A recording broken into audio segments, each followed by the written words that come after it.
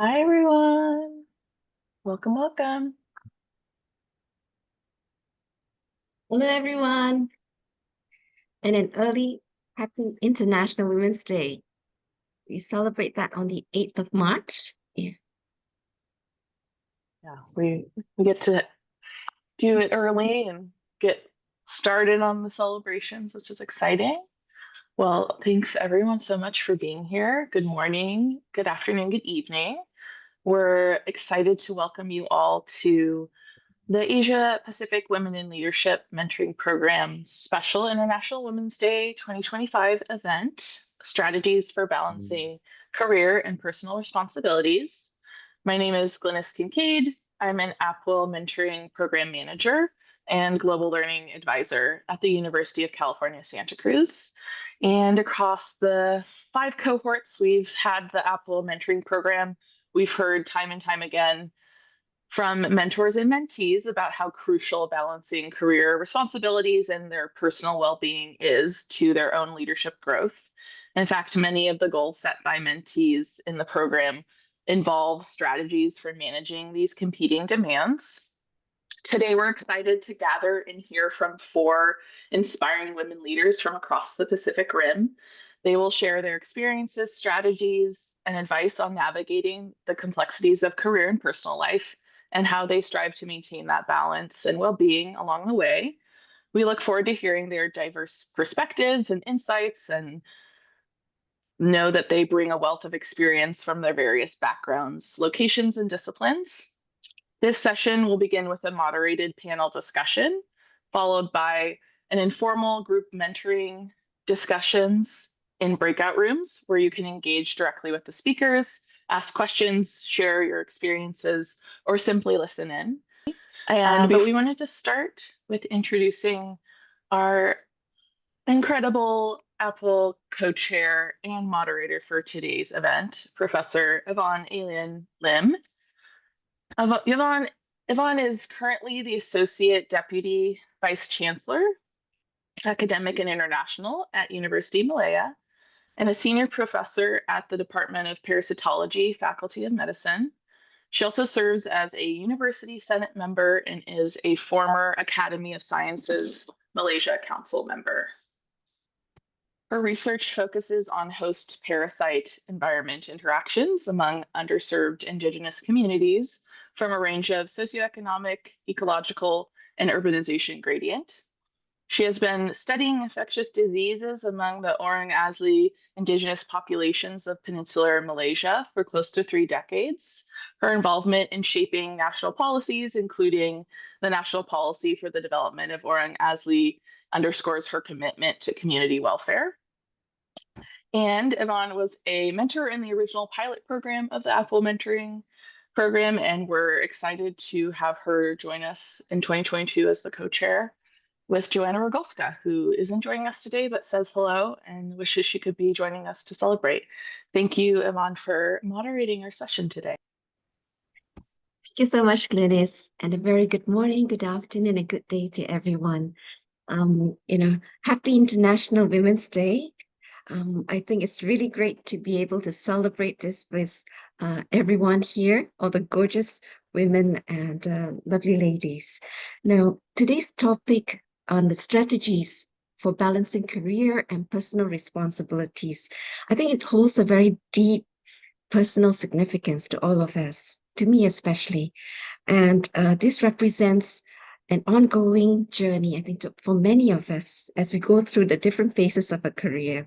So as Glynis mentioned, we have brought together an incredible group. They are leaders in their own ways to share their experiences and insights on navigating the complexities of balancing our careers, as well as personal responsibilities.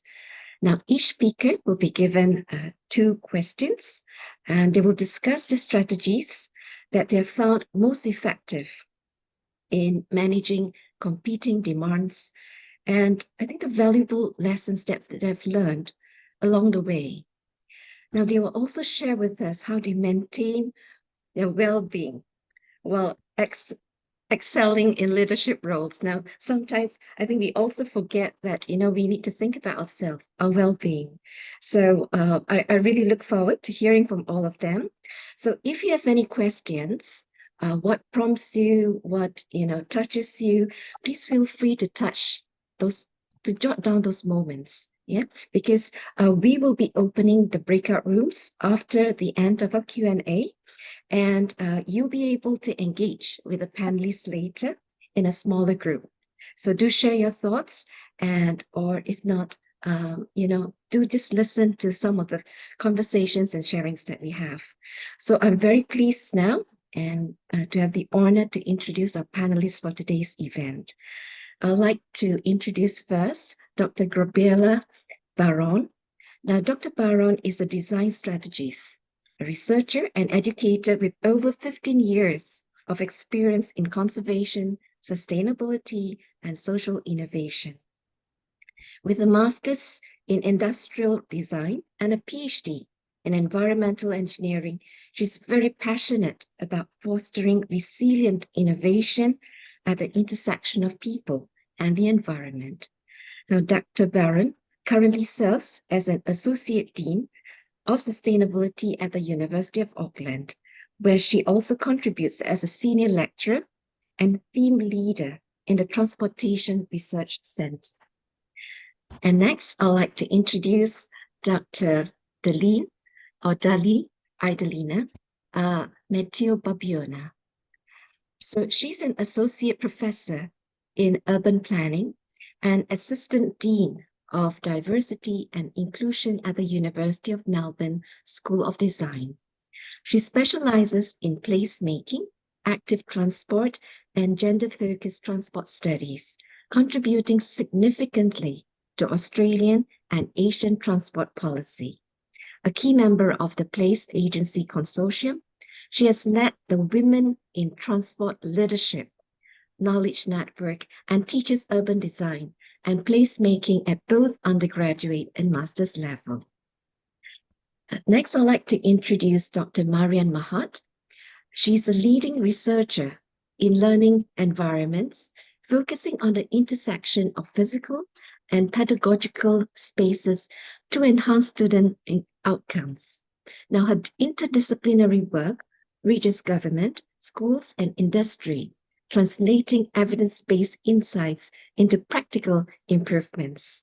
So recognized with multiple Research Excellence Awards, she also mentors academics and has authored books like Achieving Academic Promotion and Women Thriving in Academia.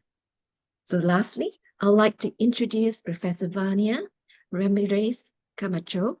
Now, she's a professor at Tecnológico de Monterrey School of Social Science and Government with over 20 years of experience. Now, she has held leadership roles, including the Director of International Relations Undergraduate Program and Associate Chair of Political Science and International Relations. She specializes in gender and migration, and she collaborates with various NGOs and research centers and was a research fellow at Yale University in 2018. So there you go. We have an illustrious panel today. And let's go on to what we're discussing today. Now, my first question, I'd like to pose it to Dr. Mahat, Marian. I'll be using their first names. Yeah. So, Marian, now, when we talk about balance, it means different things for different people. How do you personally define that balance between your career and your personal responsibilities? And has that definition evolved with time? Marian, over to you. Thanks, Yvonne. And thank you, everybody who's attending today. Happy International Women's Day. The question around balance is a good one. And I think work-life balance is often depicted as a weighing scale, work on one side and life on the other, implying that adding to one requires sacrificing the other. This binary view suggests a constant trade-off, as if our time and energy are in opposition. I personally prefer to move away from the idea of balance and instead embrace work-life synergy, Rather than seeing work and personal life as competing forces, work-life synergy focus on how they can complement and enhance each other. It's about aligning our professional and personal pursuits with our goals, creating harmony in their coexistence. So let's not talk about work-life balance, but let's bring in work-life synergy instead. With work-life synergy, we recognize that passion and fulfillment extend beyond just one domain. Our careers, relationships, hobbies, and personal growth all intersect. We can't look at it one or the other. The skills, insights, and energy we cultivate in one area can strengthen the other. At times, this requires flexibility. At other times, it demands greater commitment. Ultimately, it's about designing a life where work and personal fulfillment are not at odds, but in sync.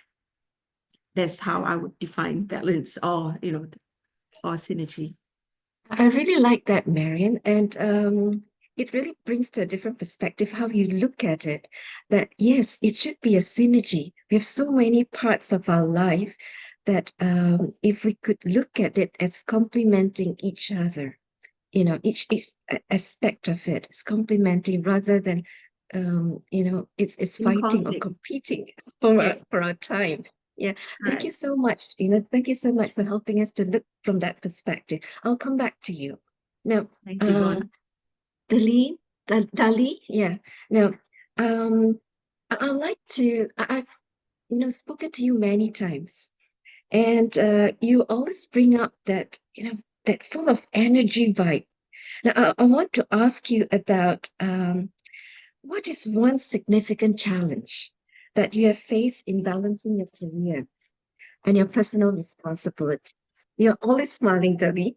And what strategies or approaches did you use to overcome this challenge? Yeah, please share with us. Thanks, Yvonne. I'm glad that I could, I guess I exude that vibe.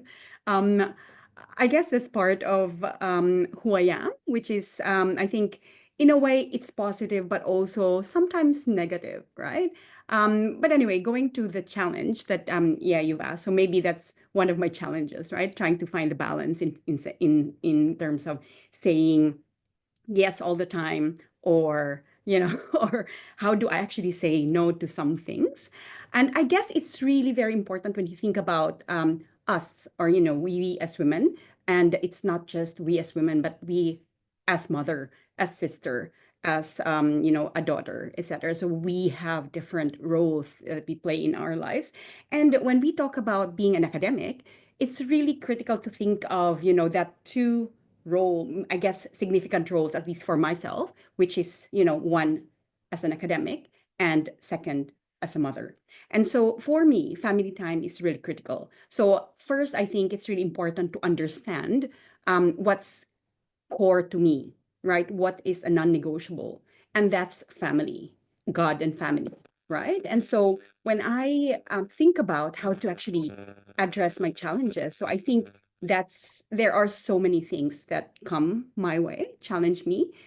For instance, last year I went for promotion and I didn't get it, right? So it was a bit, I guess, challenging, but also demoralizing in a way that, you work hard, but then you come back to what's core to you, right? And that's family and God. So I guess the way that I've kind of overcome it is really through prayers. So, it can, I think it takes on a lot of form, right? For some, it's about meditation, right? It's meditating. For some, it's about reflection, right? It's just a different way of, I guess, naming it, right? So for me, it's praying, and I think it does help me a lot in terms of having that conversation with someone or an entity that's beyond you, and to think about it. Okay, yes, it's one bump in the road, but does it impact on how I work with my family? But it makes me go back to that core, to my core, which is but I'm glad that family's there to support me. It can be family within, like my kids, but it's also family within my university, my faculty. So while I didn't get it, I'm thinking there are people who are, very supportive of me. And sometimes those, structural barriers, paternalistic structural barriers that are in place that are kind of, making us not overcome yet the barrier, still needs some advocating and work. So I guess there's still work for us to do. And looking at it from that perspective makes you kind of overcome the challenge and use it as an opportunity for, I guess, transformative change. Thanks. Thank you so much, Dali. I think when you spoke about promotion, it affects many of us because we go through career pathways, and there are many times I think we are faced with this bump that you said, and not easy to bounce back. I always remember that sometimes when you in front of a shop, there's this inflatable figure that will bounce back each time. And thanks for reminding us about core, having some core that can root us to the ground, and to remind us again what's most important in our lives. Yeah, thank you so much. Now, I'll come back to you again. But perhaps the next question I'd like to ask Gabriela. Now, Gabriela, in your own journey, what were the moments of growth that you perhaps have realized that you found quite a sustainable balance at that point in your life, yeah? In which the phase of your career, in which phase of your career then that happened? And how did you get that whole process of reaching that balance at that point?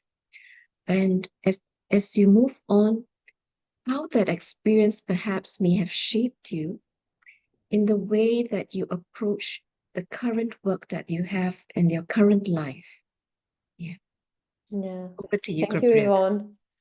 Yvonne. Thank you, Yvonne. I do want to clarify that I'm no longer Associate Dean of Sustainability this year because there's been some changes in my faculty. We merged with engineering, so it's a lot bigger, and that position is no longer existing, which is a pity. Yes, But having said that about my CV, first I want to say to everyone, I've been struggling a lot with work-life balance in my career.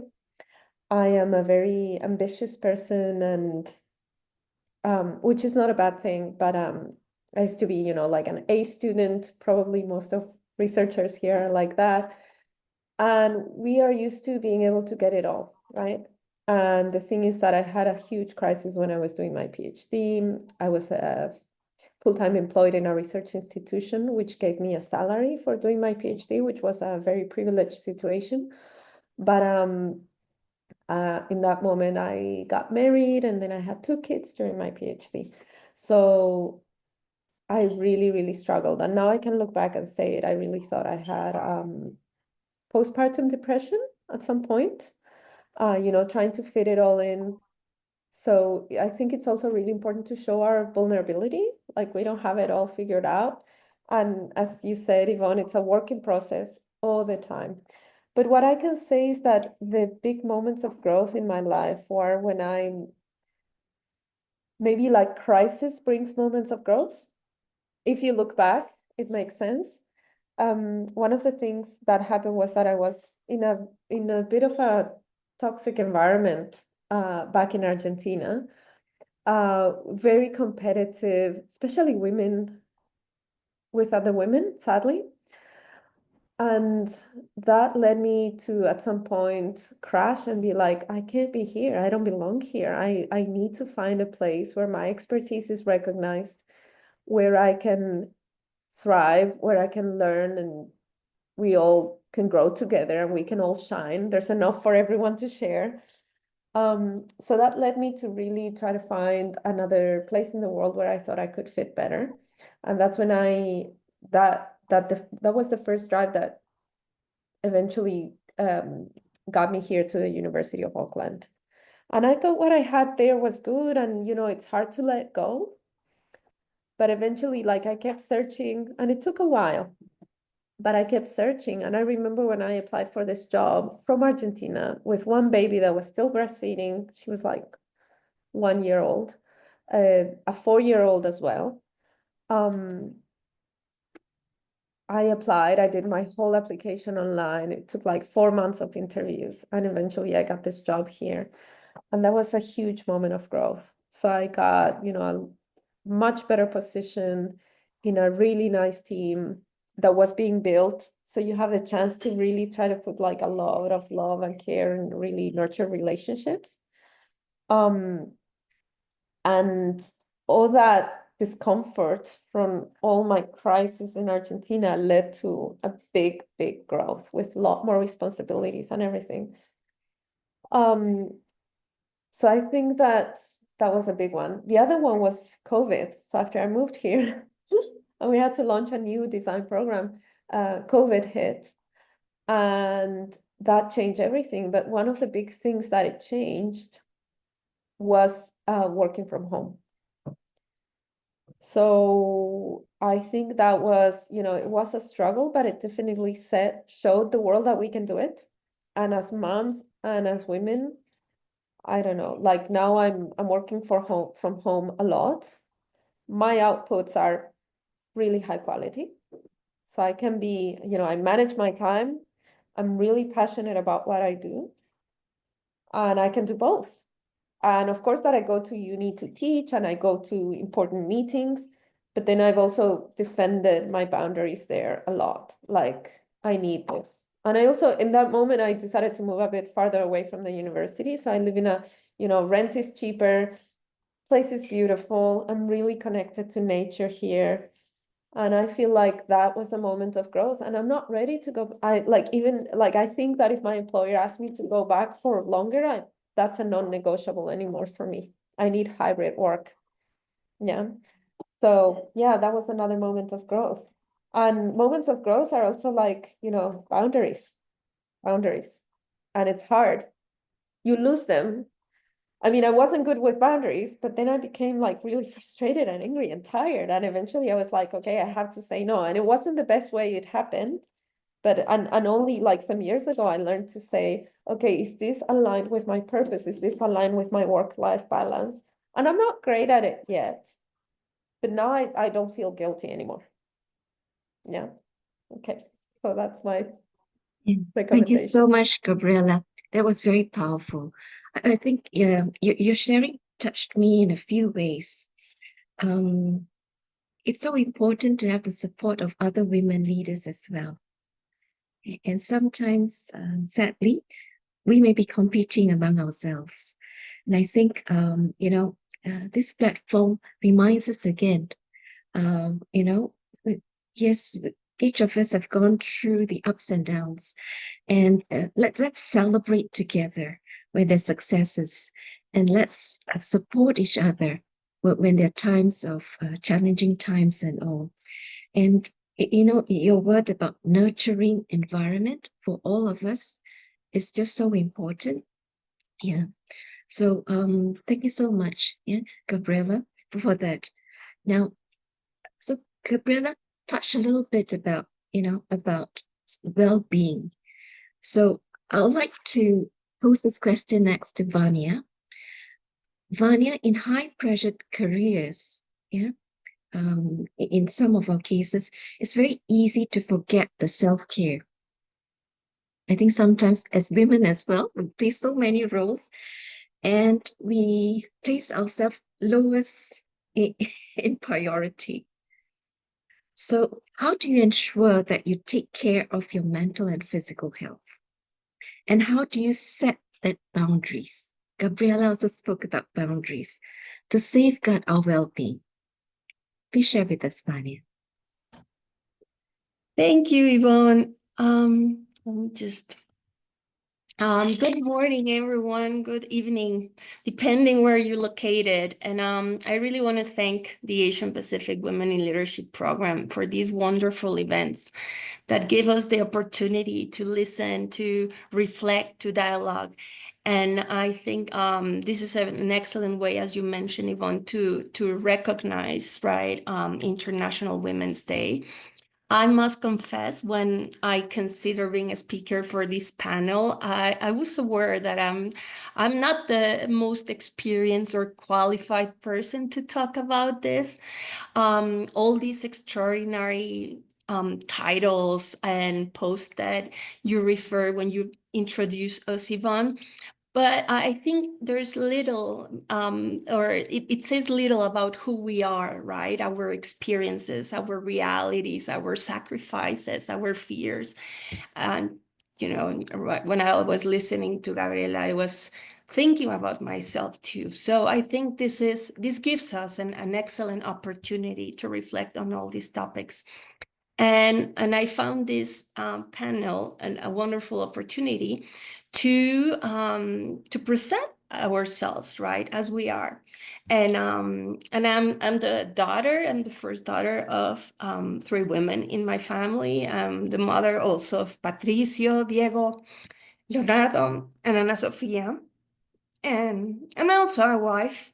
And I have this constant feeling that I'm juggling all the time, that I'm rushing, but I try to do my best, all the chores I have for every day, and try to go to bed thinking that I tried the best as I can. And I can say that the first thing I would like to set on the table is that I would like to get rid of this myth that academia, that scholarly world is not a high pressure world, that we don't deal with bureaucracy, that we don't deal with politics, that it's a lot more subtle, and maybe it is. You know, I have had the opportunity to work in the government and to work in the private sector, and definitely there's differences. But as my colleagues have mentioned, you know, we still have to deal with a lot of work, with a lot of barriers, with a lot of limitations. And clearly, to find this balance, I found one of the most challenging things in my whole career. I think, you know, it is important that we listen to our bodies, that we learn to understand and listen to our bodies, you know, that we do not normalize it, that we do not think that to have sleeping problems, it's okay, that if we don't eat, you know, it's okay, that if we're exhausted all the time, that it's okay. And that we have to acknowledge these signs and be able to talk about it and to find and look for assistance, clearly, specialized assistance. But I think it is truly important that we acknowledge these vulnerabilities, that we acknowledge our weaknesses, right? And I think one thing that has definitely helped me to go throughout this had to do with to participate in activities that I truly enjoy, right? And just like Iderlina mentioned, you know, her spiritual life, how important it is for her. For maybe for someone, it's doing exercise. For me, you know, to dedicate 1 hour to my Pilates class, it's the most important thing, because that's the hour I have for myself. And when I catch myself thinking about other things that I have to do, or I have to stop and, you know, try to come back to where I am, to the present. And I think another important thing is this, right? To be able to share, to talk about this different, you know, postpartum syndrome, depression, whatever, you know, it is important. It's, you know, it's generally when we think about how women are or tend to speak more about their feelings than men, it's true. However, I think it doesn't happen all the time, right? We have so many societal roles to play, as you mentioned, Yvonne, that clearly, you know, this image of superwoman that we can do and we can handle everything. Again, we need to let us, you know, acknowledge and be able to accept, I think, our vulnerabilities, our weaknesses, you know, to this is what we are today. And just really quickly with the boundaries, I think, these are, again, really basic tips, but that can, again, there's no magic recipe. And I think each of us have, different structure and styles.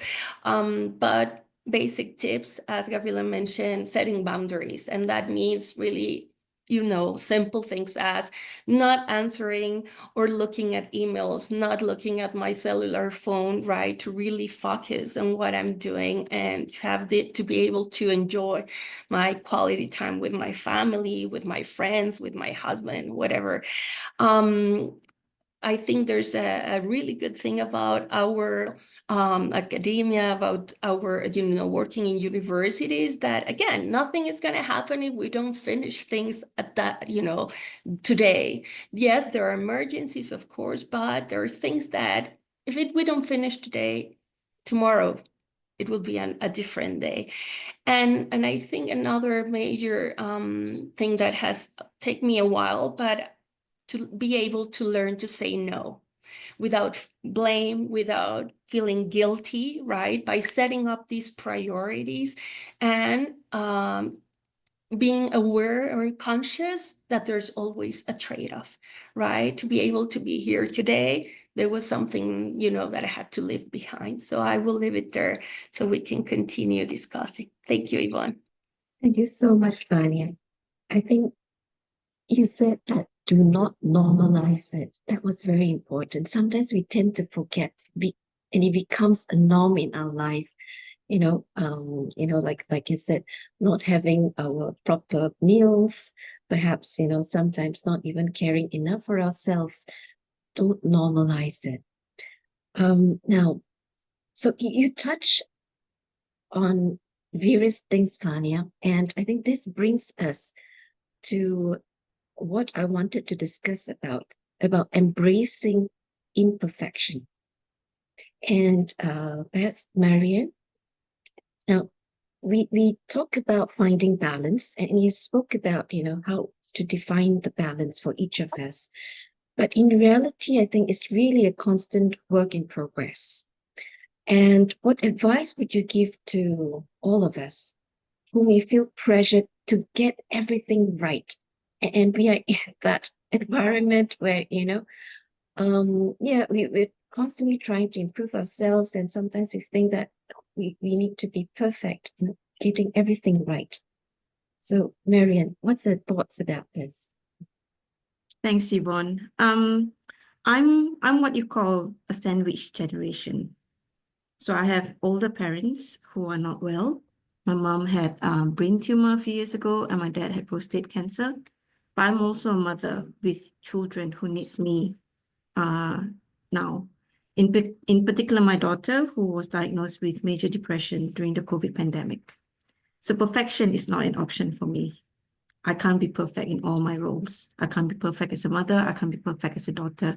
And I definitely can't be perfect as a professional in academia. So just to give you an example that actually taught me something about perfection. A few years ago, I was invited to publish a newspaper column, an opportunity that I was really thrilled and honored about. I rewrote the column, I revised it multiple times, determined to make it perfect. I was ready to submit the column even days before the deadline, but I hesitated, convinced it still wasn't quite there yet. When I finally sent it in, breaking news about a politician took over the headlines, and my column was bumped. It was never published. That experience taught me a valuable lesson. Sometimes striving for perfection means missing the moment altogether. So for me, perfection is like a moving target. Like the university changes their goalposts all the time. And if you chase it too hard, you'll only exhaust yourself. So instead of aiming to get everything right, focus on getting the right things right. What you value, what is important for you, focus on getting those things right. Some days that means, being really great at work, excelling at work. Other days it means prioritizing rest, family, whether it's your parents or your kids or your husband, or even just taking a deep breath. Balancing is an static state and it's a constant, recalibration. Give yourself permission to embrace the ebb and flow, not because it's progress, is that truly moves you forward rather than perfection. Thank you so much, Marian. I think these are really great reminders, yeah, for many of us. Sometimes we tend to forget that it's okay. Just like you said, embrace the moment. And, yeah, certain things happened for a purpose. And, you said about getting the right things right. Yeah, so thank you so much for that. Dali, back to you now. Now, I want to talk about institutional support system. I think this is an important aspect. So how does your institution provide support to help employees achieve a better work-life balance? Thanks for the question, Yvonne. Yeah, I mean, there are several institutional support that are present in our university, and I think it's also present in most of your universities as well. So, for instance, as a staff member, we do have a university rule. It's a smoke-free environment. It's also family-friendly environment. So, in that sense, it is demonstrating that support already, but at the same time, as an employee, we can take up supports, like for example fractional working arrangements, flexi working arrangements, and we do have leaves as well, which is interesting. Like for example, if you want well-being leave, I think there is, so for a few days, and there is also the if you want to volunteer, for example. So, we are encouraged to really not focus and be isolated in what we are called, like, our ivory tower. Like, you need to kind of expand outside and really think of how you can care for yourself. And for me, I think I also do the exercise at the so there is fitness center here. And so I sometimes see my colleagues. So I think it's really valuable. Sometimes we have, this student and staff free classes where we can go and, so these are really some of the policies that are, institutionalized. But I guess the most important thing for me is really the diversity and inclusion strategy and policy that has just come into place back in 2021. And so while it's still strategic policy and all the faculties have identified their own action plan as a response to it, I think the most important bit is also the informal networks that have emerged out of that institutional, mandate and encouragement, right? So I guess, so for instance, Marian and I have been part of the Academic Women in Leadership in our university back in 2019. And that, I guess the good thing that came out of it is that network of women who are, supportive of each other. So, during the pandemic, we had this monthly, virtual drinks. We basically just had a chat and, drinking on our own, in our own house. But in a way, it kind of brought us that, community, that mob of ours, which we could call, our own. And, that support didn't stop, at that network 1 year networking event, but it actually is, continuing and has grown into, stronger friendship, which is really great, I guess, outcome of that. So I guess it's always good to think about, yes, these are institutional support, but the most important bit of it is, does that institutional mandate enable agency amongst, women, and taking up that opportunity to, to lead in an informal way, and with the same end goal of supporting, your women peers within the university as well. So I'll end there. Thanks. Thank you so much, Dali. I think this is a important conversation to keep going, because we need to share best practices from different institutions. And it's in some places it's a work in progress, and it's sometimes up to us to push through some of this activities, some of this policy, some of this to the upper management as well. So keep thinking about this, because I think it's important that there is an institutional support system for everyone, and it depends as well. Times change, and this sort of support needs to also be quite agile and flexible. Now, I'd like to move on to another topic on delegating work and support systems again. Now, we talk about institutional support, but this is another kind of support, and perhaps Gabriela. Now, we agree that I think no one could do it all on their own. Mhm. So how do you approach delegation, both at work and at home? What role does your support system, so the support system from the family, from colleagues, and perhaps sometimes for some of us mentors, play in helping you to maintain that balance? Thank you, Yvonne.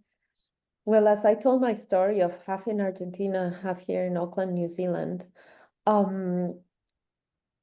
it was really interesting because when I was having my children, I had my family there in Argentina, but I was also quite disappointed because I thought I would have more support. And sadly, for some people, that's not the case with family. There was some support, definitely, but not as much as I expected. And the one thing that I can say has been with me all the time and has really helped me focus on my career a bit more is my husband. So I know that having a good partner is not the case of many women. I have a lot of colleagues that are single moms or separated moms, also with ups and downs, but learning so much together. My husband and father of my children has been there all the time. And actually, when we moved here to Auckland, one of the things was that, okay, we'll have nobody else. And childcare here is very expensive. So one of the agreements we made would be that he would be a stay-at-home dad in the beginning for the little one. And I was like, pumping milk and like leaving the milk with him, and he was amazing. And it was hard for a while. He's like, I'd love to spend these years of my daughters with them, which is a privilege, actually, if you think about it, even for women. But on the other hand, it was hard. Like it was like that thing where I would arrive and he'd be like, "Here, take the baby," and like, "Yeah, I see you. I know how you feel," because with the first one it was me. And he's been there, and the truth is that it's a double thing. So my career is the one that allowed us the visas and moving overseas and the better job and the better pay. But on the other hand, it's the pressure of me of being like the main salary of the home. And on the other hand, he keeps reminding me how important it is, or how wealthy we are, in the sense that, we live in front of the beach. We take breaks and go and get in the water, which is super healing. We spend a lot of time with our kids. We have a really nice work-life balance right now. And he has a more flexible job than me, which allows us to travel, to plan. So I'm going to Sydney next week, and I'm planning, for work, and I'm also bringing all my family with me. So I'm going to have 4 days of meetings, but then we have 3 days in Sydney getting to know. I've never been to Sydney, so I'm very excited. And his work allows for that flexibility, and that's intentional in our family. Like at this time with small kids, it's so valuable to have, and without a support system here in Auckland, it's so valuable to have that support. In terms of delegation, again, I have a good relationship with my colleagues. And that's another thing that it's so important, that you have to nurture and work and address conflict when it appears. So again, if I'm going to Sydney, I'm supposed to be teaching and my colleagues are covering for me. many times we talk about some things and we're like, look, I can't make it to this thing. I have a personal thing. I'm going to whatever it is, you know, and we try to support each other in balancing work and life. A good colleague of mine, single mom, just had a baby, and we're planning all our research, you know, baby friendly, because we have a big research project. And now I'm in a position with my kids a bit older that I can go and hold her and also, you know, spend time with that beautiful baby as well. So yeah, and also for that delegation with your team. So there was a time I was deputy director of my program, and what we did, because we're in design, so we do a lot of co-design. So there was a lot of transparency and a lot of participation in making decisions and making strategic decisions for our program. And when you have that participation, you have a lot of buy-in. You listen and you have everyone, it's not like top down, it's more horizontal. So when you have a lot of buy-in, you're a lot more careful with how you take other people's times and how aligned to their career and goals and objectives the different strategies are. So we try to respect each other a lot in that sense. And yeah, sometimes letting go, like, you know, we should be in this meeting, we should be part of this opportunity, but we have no capacity, and that's okay. So maybe we are smaller, but we try to thrive. I mean, try to, because of course we're all still overworked.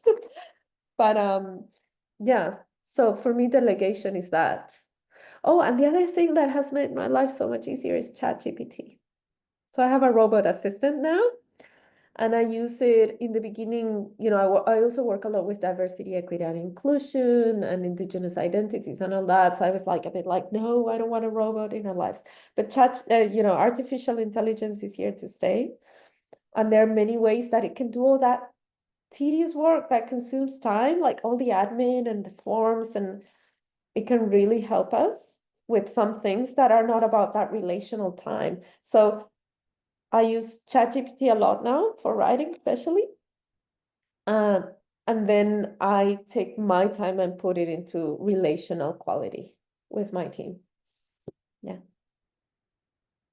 Thank you so much, Gabriela. Yes, I think technology could really help us to enhance and refocus our time to something more worthwhile, you know, rather than some of these routine things that we need to do. Thank you so much, Gabriela. Now, in the interest of time, I have one more question.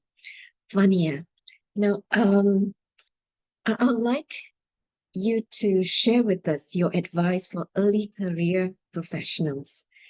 You know, who's working to balance their career growth with personal responsibilities. I think many of us, when we start our career, that's also when we start many things in our life, and other specific mindsets that can help us to shift, or some skills that they could focus on to help them to develop that, you know, that how to manage this balance. So Vania, over to you. Thank you, Yvonne. I think I really like the way we start our conversation, because we acknowledge how life, our careers evolve throughout time. And I think it is important to acknowledge these different stages, right? In order to see that the Vanya that is speaking to you today clearly is not the same one that was 2 years ago, 5 years ago, 10, 15 years ago. Clearly, I don't have the same energy, the stamina, right, that I had a couple of years ago. And I remember, for example, I used to be a night person, right, at some stage in my life. So I could do a lot of things throughout night. And I could read, I could write. Something that today I'm not able to do it. It doesn't matter how much I want to do things, but my brain, my body is just not able to hold it. So I think it is important to acknowledge these stages and to be able to understand that, you know, times goes by, and we have to you know, embrace it, to accept it and take it the best way we can.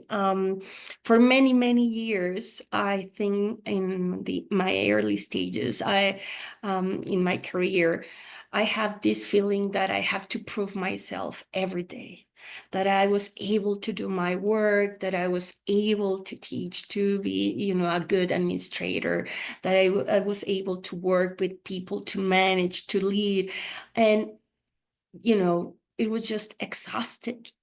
But, throughout time, I realized that my work, my personality have served as an evidence of who I was. And I think throughout that period, one thing that I could say as an advice, maybe it could be that you have to learn to choose your battles in all spheres, in the professional one, personal one, because as I said, it is exhausted, but at the same time, I think at the beginning, it's easy because it's your time, it's your priorities, it's all about you. With time, things get a little bit more complicated, right? And when you're at this midlife career, your decisions are not, it not only affects you, but it clearly affects someone else's, right? Things get complicated. And your family, your nucleus become, your priorities. And that's when things get a little bit more complex. So I think it's important to acknowledge these different stages. And I think today, to be in peace with myself, it's part of being aware that, yeah, maybe I have to give up on certain things in a professional way, but I have other amazing things in my family, in my personal life that allowed me to keep and to enjoy as much of what I'm doing today, both in my personal and my professional life. Thank you so much, Vanya. It's very nice the way, you wrap up. And I think how we have had this conversation, how it has evolved. I personally have learned many things. I think as we go through our careers, there will be many times we will feel conflicted, but it's so important to reach a stage where we can let go and be in peace with whatever positions we are. And I always tell colleagues that, sometimes decisions that you make is perhaps the best at that point, and we may not be able to replicate it in another situation, but it's the best based on whatever information that you have. And we have to give ourselves second chances, third, fourth, and it's always about moving on. And with that, I'm so grateful to all the speakers. Thank you so much for an insightful panel discussion on how we navigate the balance between career and personal responsibilities within our personal leadership journeys. So everyone, I hope that you have found inspiration through our discussion and insightful from the remarks and sharings that they've given.